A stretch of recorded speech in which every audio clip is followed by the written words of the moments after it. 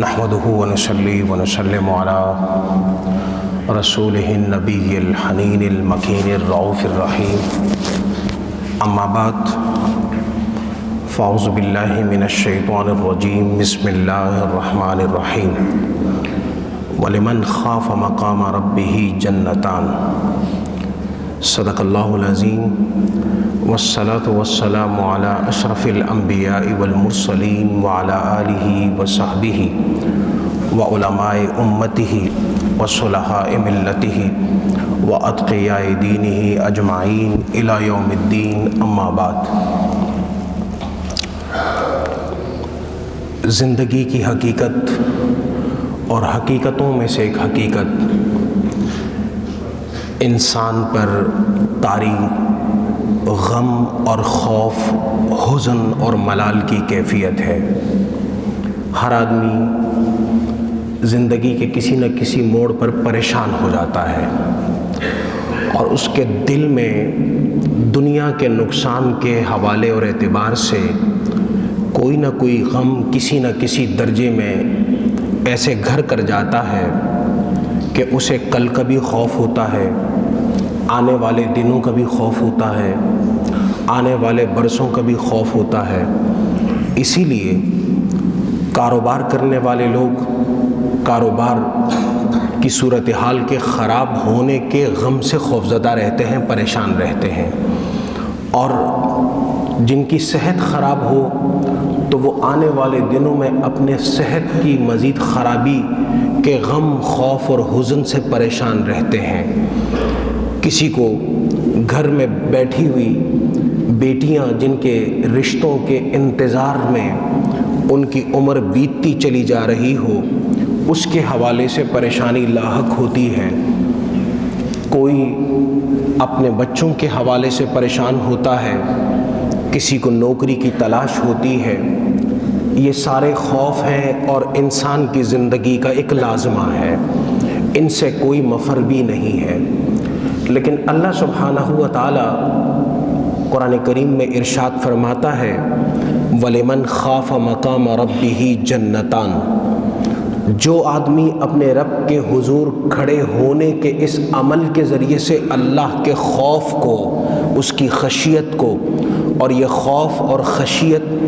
اس کی معرفت کے ذریعے کے حوالے سے کہ اس کی معرفت میں، اس کی رضا کی تگ و دو میں ایک بندہ اپنے اوپر طاری کر لے، تو اللہ سبحانہ و تعالیٰ ارشاد فرماتا ہے کہ وَلِمَنْ خَافَ مَقَامَ رَبِّهِ جَنَّتَانِ، کہ ایسے آدمی کے لیے رب تعالیٰ کے ہاں دو جنتیں ہیں، اور ان دو جنتوں سے مراد یہ ہے کہ اللہ تعالیٰ اسے آخرت میں بھی اپنے حسب حال جنتوں کی نعمت عطا فرمائے گا، لیکن خود اس کے دنیا کی زندگی بھی جنت کا نمونہ بن جائے گی۔ اللہ تعالیٰ ایسے بندے کو کبھی بھی دنیا کی زندگی میں بھی دکھ کی اس شدت کا شکار ہونے نہیں دے گا جس سے عموماً انسان شکار ہو جایا کرتے ہیں اور اس صورتحال سے دوچار ہو جایا کرتے ہیں۔ میں نے گزشتہ سے پیوستہ جمعۃ المبارک میں ٹینشن اور ڈپریشن کے مرض کے حوالے سے چند باتیں قرآن و سنت کی روشنی میں عرض کی تھیں کہ ہم سب کسی نہ کسی المیے سے، پریشانی سے، تکلیف سے، رکاوٹ سے، دکھ سے، مصیبت سے دوچار ہیں، اور اس کی وجہ یہ ہے کہ ہمارا بڑا غم، ہمارا بڑا دکھ اور ہمارا سب سے بڑا درد یہ دنیا ہے۔ لہٰذا جب دنیاوی طور پر کوئی نقصان ہو جاتا ہے اور کوئی عمل ہمارے اپنی چاہت کے موافق نہیں ہو پاتا تو ہمیں بے پناہ تکلیف پہنچتی ہے، بے پناہ ہمیں صدمے کا شکار ہونا پڑتا ہے۔ اللہ سبحانہ و تعالیٰ نے اس آیہ مبارکہ میں انسان کی زندگی کی اس حقیقت کو اپنے بندوں کو سمجھایا ہے اور واضح طور پر سمجھایا ہے کہ وَلِمَنْ خَافَ مَقَامَ رَبِّهِ جَنَّتَانِ، کہ سب سے پہلے تو یہ ہے کہ ہم اپنے آپ سے پوچھیں کہ واقعتاً کبھی ہم نے رب تعالیٰ کے ہونے کا استحضار کیا ہے؟ کبھی اس پورے پرسیپشن کا، اس پورے ایمان کا ہم نے دل کے تیقن اور ایقان کے ساتھ اقرار کیا ہے؟ تو ہم میں سے بہت سارے لوگ ہیں جو صرف زبانی اقرار کو کافی سمجھتے ہیں۔ ایمان صرف زبانی اقرار کا نام نہیں، بلکہ وہ دل اور جان کی سطح پر ایمان کو قبول کرنے سے عبارت ہے۔ جب تک آپ اللہ کی معرفت، اللہ کی محبت، اللہ کی خشیت، اللہ کے ہونے اور پھر سب سے بڑھ کر کے کہ اللہ کے دیکھنے کے تصور کو اپنے اوپر جمع نہ دیں اور اس کو اس طور پر اپنے اوپر طاری نہ کر لیں کہ میں جو کام کر رہا ہوں رب تعالیٰ ہر وقت مجھے اپنے نگاہ کرم میں رکھے ہوئے ہیں، ہر وقت مجھے دیکھ رہے ہیں، اس وقت تک زندگی کے معاملات اور زندگی کی گاڑی درست راہ پر نہیں چل سکتی۔ انسان مستقل طور پر اگرچہ کہ خطا کرتا ہے، لیکن خطا سے رب تعالیٰ نے توبہ کا رستہ رکھا ہے۔ انسان معصوم نہیں ہے، فرشتے معصوم ہیں، لیکن وہ انسان جس کو اس بات کا استحضار نہ ہو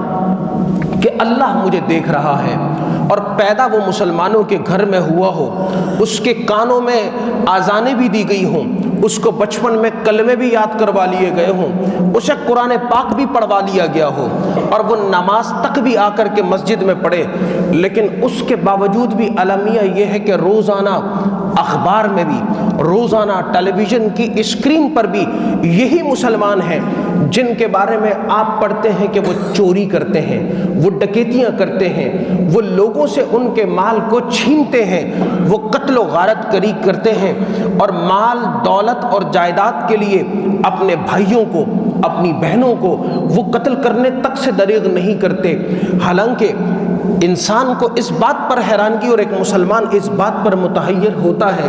کہ یہ آخر کیسے مسلمان ہیں کہ انسان کسی کے لیے دل کے اندر بغض پال لے،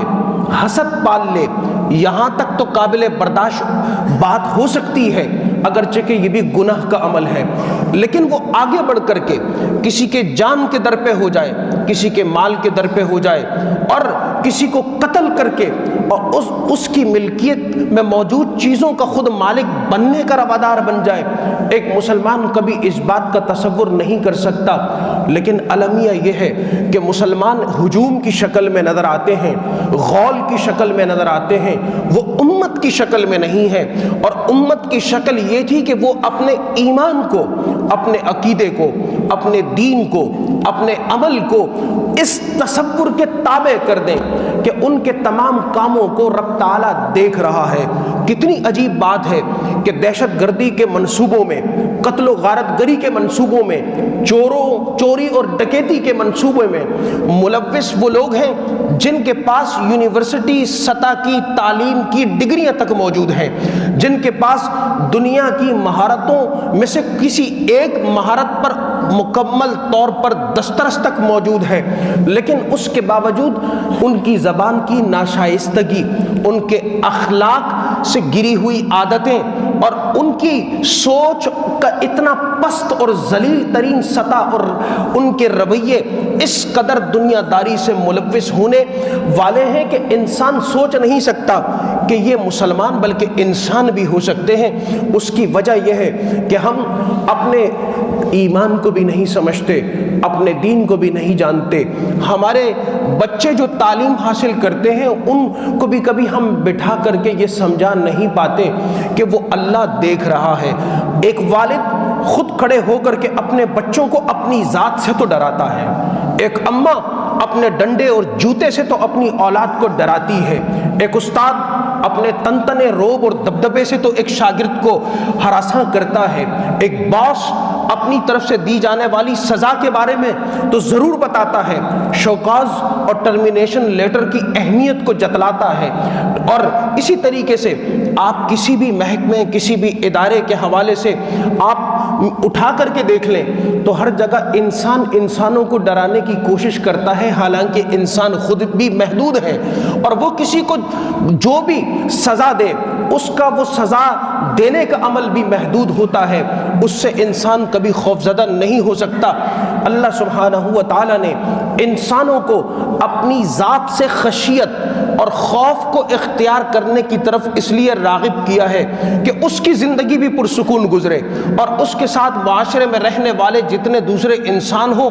وہ بھی سکون کے ساتھ اپنی زندگی کو گزاریں. اور جو آدمی خشیت کے ساتھ اپنی زندگی کو گزارتا ہے اللہ سبحانہ و تعالیٰ کبھی اس کو اپنے فضل سے،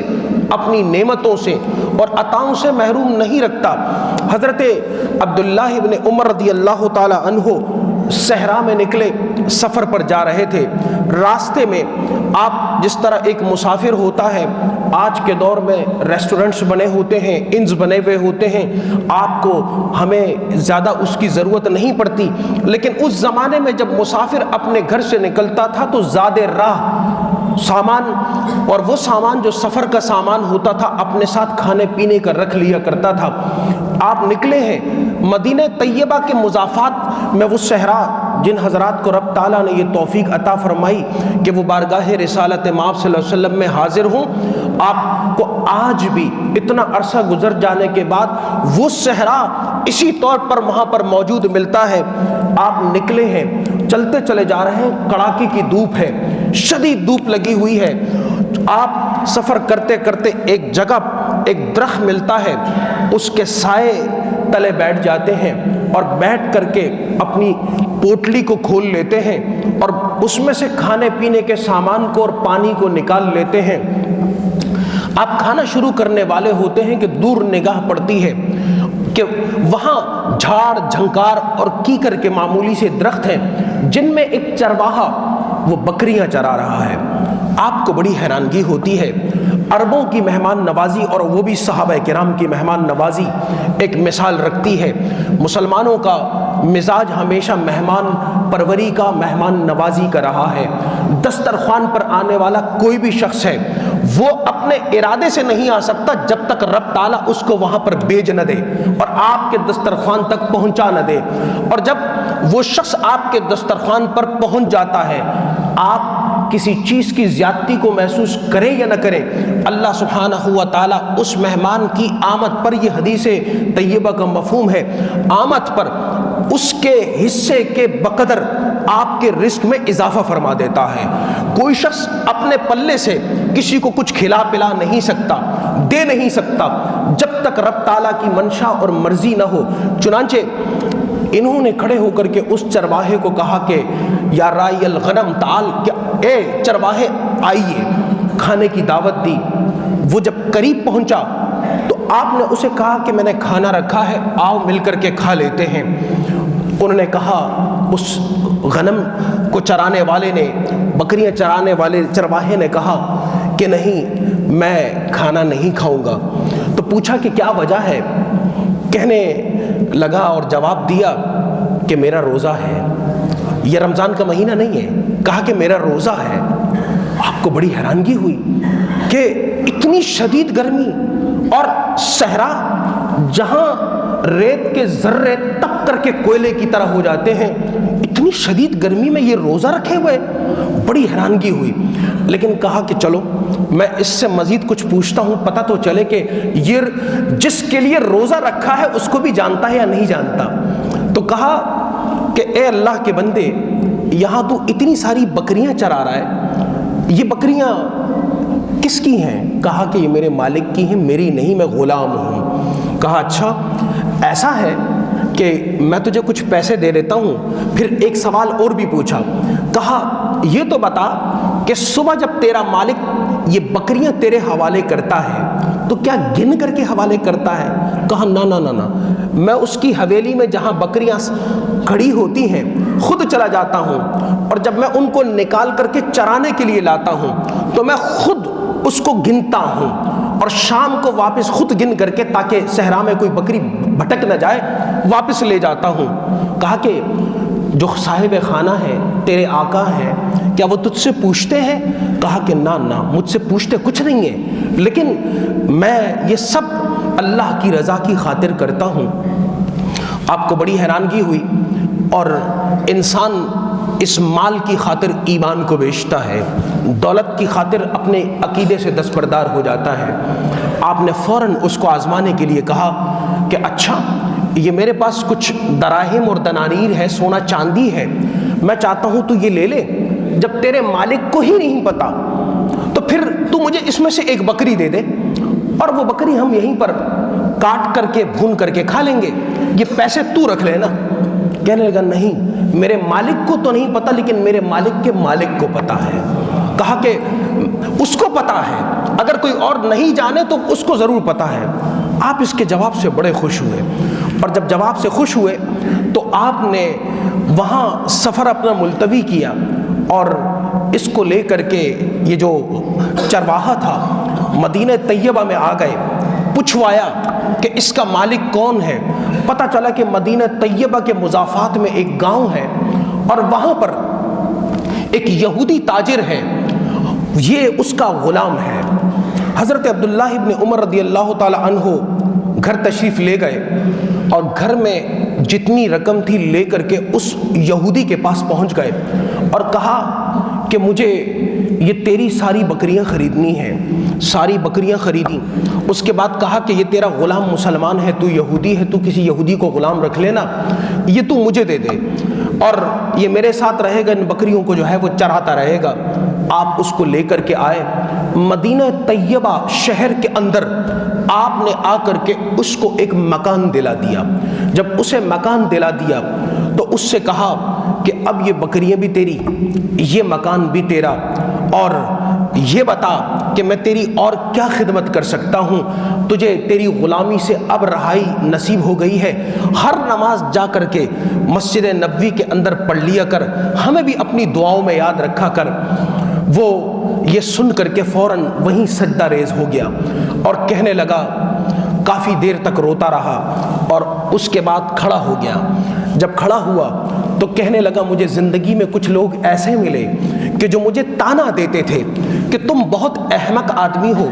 بہت سادہ آدمی ہو، تم میں چالاکی نہیں، تم ہر بات میں کہتے ہو کہ اللہ دیکھ رہا ہے، اور تم نے اپنی کوئی چیز نہیں بنائی، کوئی مکان نہیں بنایا، کوئی جائیداد نہیں بنائی۔ کہا کہ میں اللہ سبحانہ و تعالیٰ کے اس قول پر اور اہل ایمان کے ساتھ اس وعدے پر آج صدق کے دل سے اور دل کے تصدیق کے ذریعے سے ایمان لاتا ہوں کہ اگر کوئی شخص اس کے لیے سچائی کو اختیار کر لے، اس تصور کو اختیار کر لے کہ مجھے میرا رب دیکھ رہا ہے، تو اللہ تعالیٰ اسے اس کی دنیا بھی عطا کر دیتا ہے۔ آخرت تو عطا ہوتی ہی ہے لیکن یہ دنیا بھی اس کو دے دی جاتی ہے۔ یہ ہمارے اسلاف کا کردار اور نمونہ تھا کہ وہ اپنی زندگی کے اندر اس تصور کو ہمیشہ زندہ رکھتے تھے۔ یہ تصور نہیں تھا، یہ صرف نظریہ نہیں تھا، یہ صرف عقیدہ نہیں تھا۔ عقیدہ جب تک زندہ نہ ہو اس وقت تک انسان کی زندگی بدلا نہیں کرتی۔ گھر میں جو کچھ بچپن میں رٹا دیا گیا تھا، جو کچھ سپاروں اور قاعدوں میں پڑھ لیا گیا، اس کے بعد اگر اس کا استحضار نہیں کیا تو یقین جانیے کہ پھر ایمان بھی ہوگا اور اس کے ساتھ بددیانتی بھی ہوگی، عقیدہ بھی ہوگا، اس کے ساتھ رشوت ستانی بھی ہوگی۔ آپ اسلام کا بھی دعویٰ کریں گے لیکن اس کے ساتھ ہر وہ برائی بھی موجود ہوگی جو کفار کے ہاں مروج اور شاید جس کو وہ برائی نہ سمجھتے ہوں۔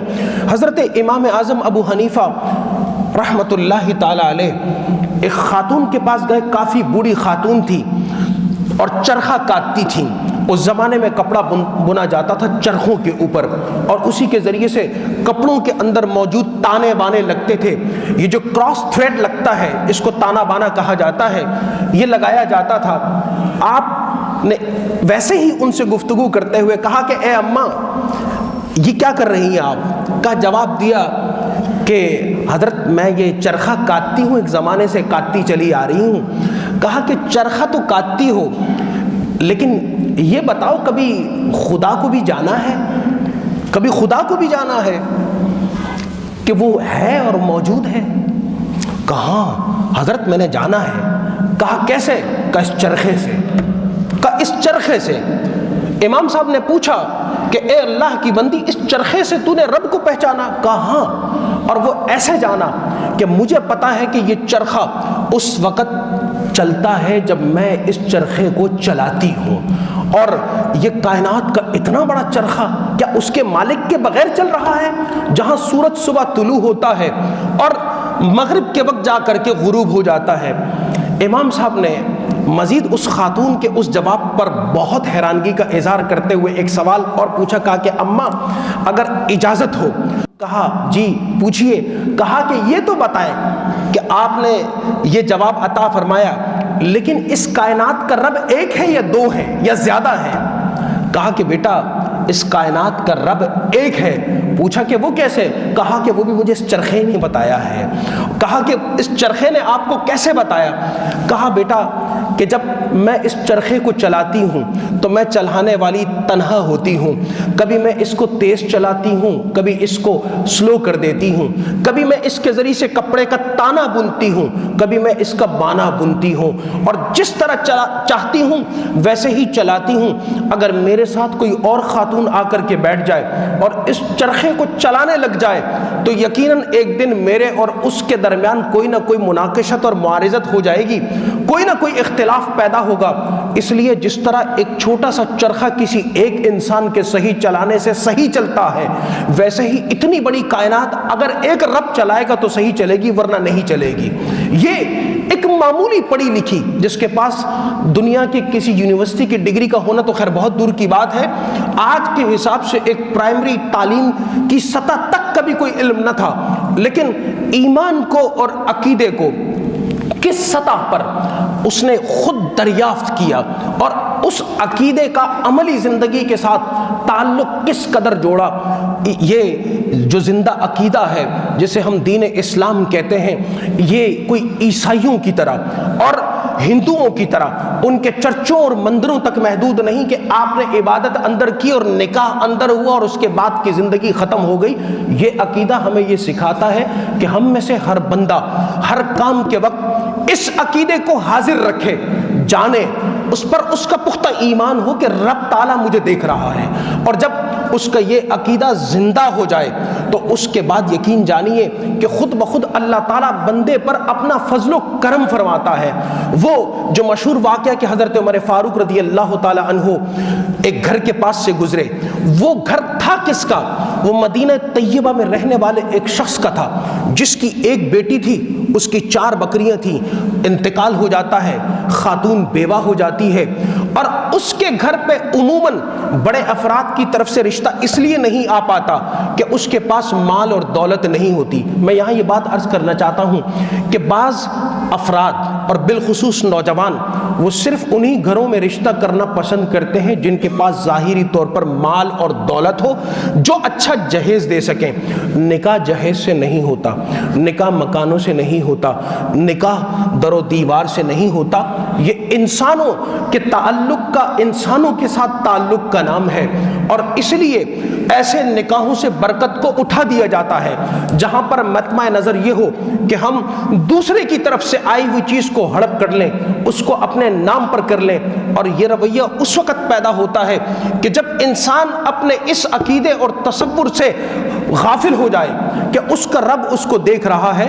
اس گھر میں جہاں بچیاں ہوں اس کو عزت کی نگاہ سے اس لیے بھی دیکھا جائے کہ ایک باپ نے، ایک ماں نے یا دونوں نے مل کر کے ایک بچی کو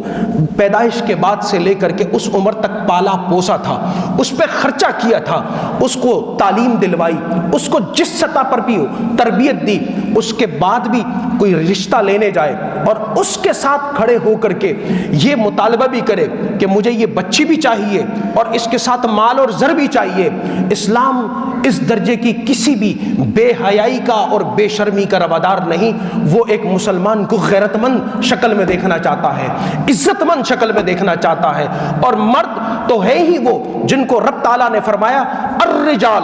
کہ وہ لوگ ہیں، وہ نوجوان ہیں اور وہ جوان ہیں جو زندگی کی تمام صعوبتوں کو جھیل کر کے خود اپنے گھر کو بنانے والے ہوں، خود اپنے بچوں کی تربیت کرنے والے ہوں۔ اس بچی کے والد کا انتقال ہو گیا، 4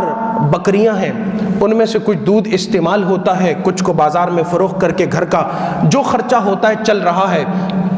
رات ہوتی ہے، والدہ بڑی تنگ آتی ہے کہ جو رشتے کے لیے آتا ہے پوچھتا ہے چیزوں کا، پوچھتا ہے کاروبار کا، اور کاروبار اور چیزیں نہ ہونے کے برابر ہیں۔ رات کے اس پہر میں جب سیدنا عمر فاروق رضی اللہ تعالی عنہ اپنے چہرے کو اپنے عمامے سے چھپائے ہوئے مدینہ طیبہ کی گلیوں میں گشت کرتے ہوئے اس گلی میں آ پہنچتے ہیں اور وہ بیٹی اور ماں کے درمیان اس گفتگو کو سن لیتے ہیں کہ ماں بیٹی سے کہتی ہے کہ بیٹا اپنا گھر نہیں بنا سکیں گے، اپنا پیسہ جمع نہیں ہو سکے گا جب تک اس دودھ کے اندر پانی نہ ملا لیا جائے۔ بیٹی آگے سے پلٹ کر کے جواب دیتی ہے کہ نہیں اماں، ہمیں ایسا نہیں کرنا۔ اور امیر المسلمین والمؤمنین حضرت عمر فاروق رضی اللہ تعالی عنہ کا سختی سے حکم ہے کہ ملاوٹ کسی بھی چیز میں نہ کی جائے۔ والدہ جواب دیتی ہے کہ وہ تو صحیح ہے، لیکن اس وقت امیر المؤمنین تو نہیں دیکھ رہے۔ ایک بچی، اور وہ اتنی سادہ بچی، اس کا جواب سنیں۔ انہوں نے کہا کہ امیر المؤمنین تو نہیں دیکھ رہے، لیکن امیر المؤمنین کا رب دیکھ رہا ہے، وہ اس وقت بھی دیکھ رہا ہے۔ سیدنا عمر فاروق رضی اللہ تعالیٰ عنہ یہ جواب سنتے ہیں،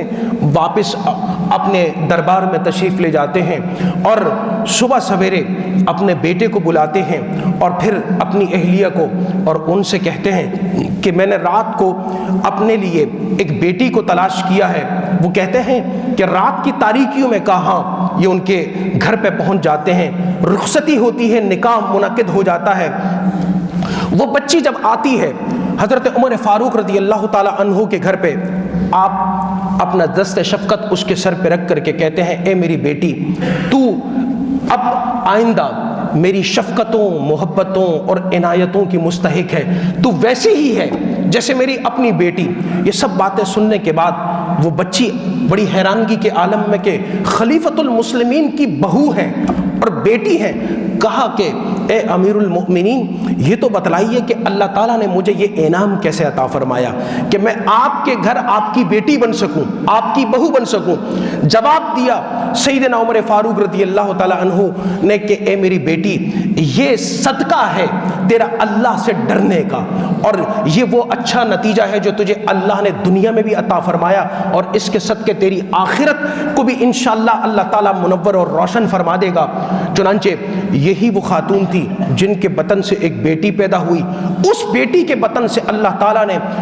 اسلام کے جلیل القدر اور 5ویں خلیفہ راشد عمر بن عبد العزیز کو پیدا فرمایا۔ اس لیے جب وہ اپنے تخت خلافت پر متمکن ہوئے تو تمام لوگوں کو جمع کرنے کے بعد جو خطبہ دیا، کہا اے لوگو، آج سے امن و امان میں رہنا، سکون سے رہنا،